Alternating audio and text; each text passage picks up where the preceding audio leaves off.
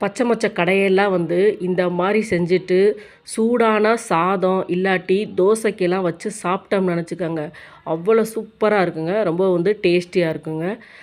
சிம்பிளான வந்து பொருளை சேர்த்து இந்த மாதிரி பச்சை மொச்சை கடையெல்லாம் செஞ்சோம்னு நினச்சிக்கோங்க, ரொம்ப வந்து டேஸ்ட்டாக இருக்குங்க.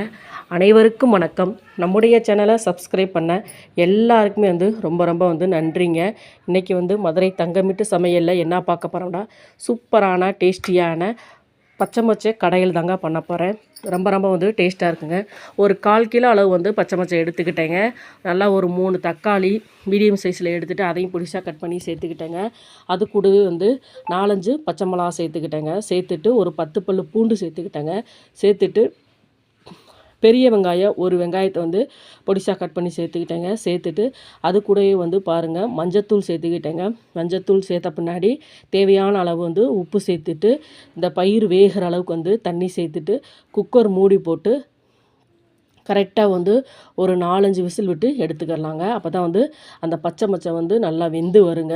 கரெக்டாக வந்து ஒரு 4-5 விசில் விட்டு எடுத்த பின்னாடி அந்த பச்சை மொச்சை எல்லாமே வந்து பாருங்கள் நல்லா வெந்துருந்துச்சுங்க.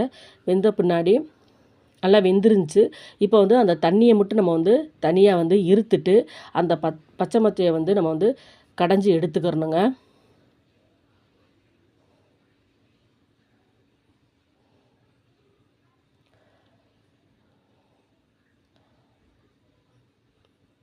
நல்லா வந்து 1-2 நம்ம வந்து கடைஞ்சி எடுத்துக்கிட்டால் கூட பரவாயில்லங்க, டேஸ்ட்டாக இருக்கும். அது அப்படியே 1-2 இருந்து அந்த சாதத்தில் பிசைஞ்சு சாப்பிடும்போதெல்லாம் நல்லா டேஸ்ட்டாக இருக்குங்க.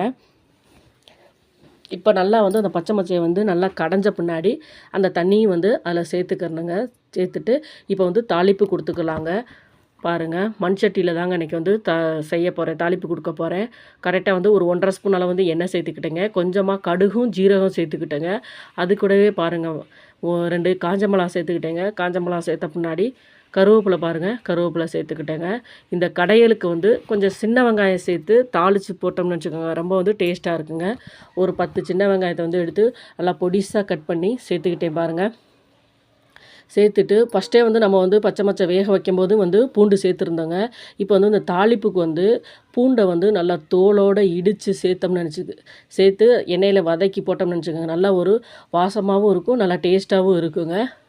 பூண்டு பாருங்கள், பூண்டு வெங்காயம் எல்லாமே நல்லா வதங்கிருச்சுங்க. நம்ம பருப்பு வேக வைக்கும் போதையும் கொஞ்சம் உப்பு போட்டிருந்தாங்க. இப்போயும் பார்த்து அளவாக சேர்த்து உப்பு போட்டுக்கணும்.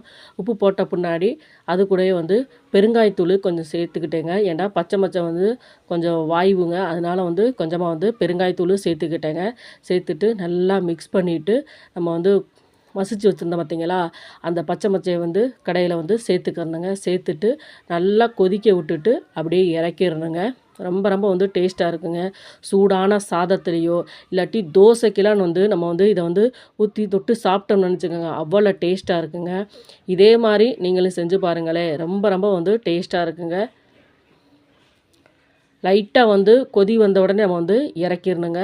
இதே மாதிரி நீங்களும் செஞ்சு பாருங்கள். ப்ளீஸ் நம்ம சேனலை பார்க்குறவங்க நம்ம சேனலுக்கு ஆதரவு கொடுங்க. லைக் பண்ணுங்கள், ஷேர் பண்ணுங்கள், கமெண்ட் பண்ணுங்கள், சப்ஸ்கிரைப் பண்ணுங்கள். மறக்காமல் பெல் பட்டனை கிளிக் பண்ணுங்கள். நன்றி, வணக்கம்.